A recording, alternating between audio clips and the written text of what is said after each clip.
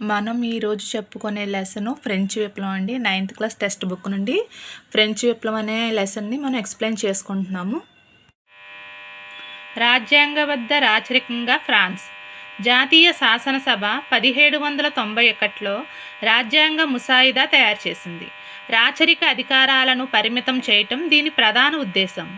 ఈ అధికారాలు ఒక వ్యక్తి చేతిలో కేంద్రీకృతం కాకుండా శాసనసభ, కార్యనిర్వాహక శాఖ, న్యాయ విభాగాల మధ్య వికేంద్రీకరించబడ్డాయి. దీనివల్ల ఫ్రాన్స్ రాజ్యాంగబద్ధ రాచరిక దేశంగా మారింది. పటం 7లో కొత్త రాజకీయ వ్యవస్థ ఎలా పనిచేస్తుందో తెలియజేస్తుంది. ఇప్పుడు పటం 7 చూద్దాం. పటం 7 రాజ్యాంగం ప్రకారం 1791 నాటి ఫ్రెంచ్ పరిపాలనా వ్యవస్థ దీంట్లో చూపించడం జరిగింది.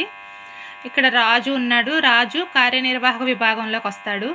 ఇతనికి వీటో అధికారం ఉంది. ఈ రాజును జాతీయ శాసనసభ నియంత్రణ చేస్తుంది. అది శాసనసభ అన్నమాట. అందులో 745 సభ్యులు ఉన్నారు.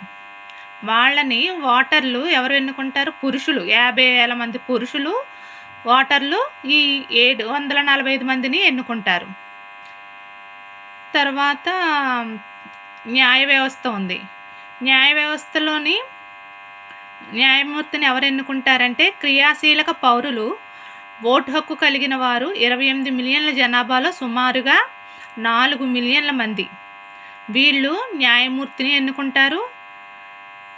తర్వాత ఈ శాసనసభకు 745 మంది సభ్యులు ఉన్నారు కదా, వాళ్ళను కూడా ఎన్నుకుంటారు, ఈ 4 మిలియన్ల మంది. తర్వాత నిష్క్రియ పౌరులు ఉన్నారు. అంటే ఓటు హక్కు లేని 3 మిలియన్ల పురుషులు ఉన్నారు. 23 సంవత్సరాలలోపు వయసున్న స్త్రీలు, పురుషులు, పిల్లలు వీళ్ళందరూ కూడా నిష్క్రియ పౌరులు అన్నమాట. వీళ్ళకి ఓటు హక్కు ఉండదు. రాజ్యాంగబద్ధ రాచరికంగా ఫ్రాన్స్. ఈ పేరా నుండి వచ్చిన వీటిని చూద్దాం. 1. జాతీయ శాసనసభ ఏ సంవత్సరంలో రాజ్యాంగ ముసాయిదాను తయారు చేసింది?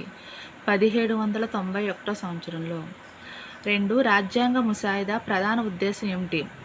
రాచరిక అధికారాలను పరిమితం చేయటం దీని ప్రధాన ఉద్దేశం. రాజ్యాంగ ముసాయిదా యొక్క ప్రధాన ఉద్దేశం రాచరిక అధికారాలను పరిమితం చేయటం. 3వ బిట్టు. ఈ అధికారాలు ఒక వ్యక్తి చేతిలో కేంద్రీకరించబడకుండా ఏ విధంగా వికేంద్రీకరించబడ్డాయి? శాసనసభ, కార్యనిర్వాహక, న్యాయ విభాగాల మధ్య వికేంద్రీకరించబడ్డాయి. అంటే ఒక వ్యక్తి చేతిలోనే ఉండకుండా 3 విభాగాలుగా విభజించబడ్డాయి అన్నమాట. 1 శాసనసభ, కార్యనిర్వాహక శాఖ, న్యాయ విభాగాల మధ్య వికేంద్రీకరించబడ్డాయి. 4. ఈ విధంగా అధికారాలు వికేంద్రీకరించడం వల్ల ఫ్రాన్స్ ఎటువంటి దేశంగా మారింది?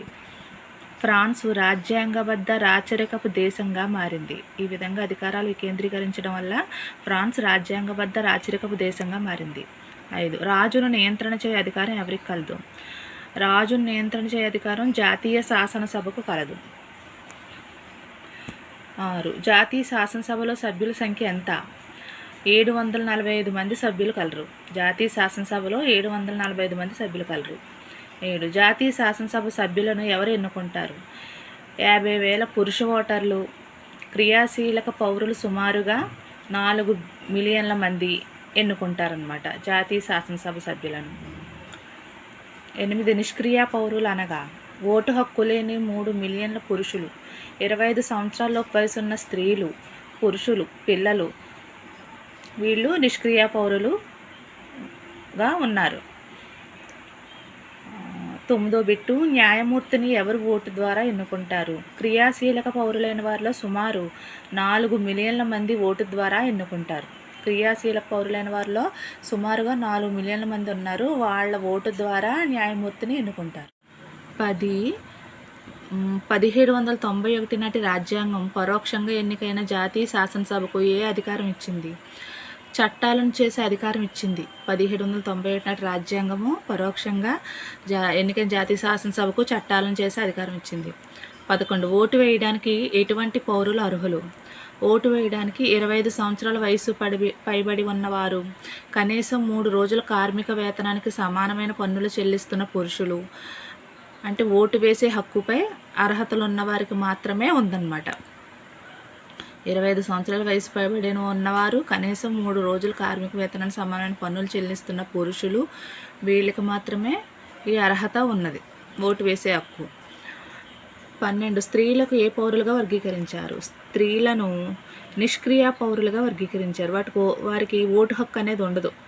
స్త్రీలు నిష్క్రియ పౌరులుగా వర్గీకరించారు స్త్రీలని.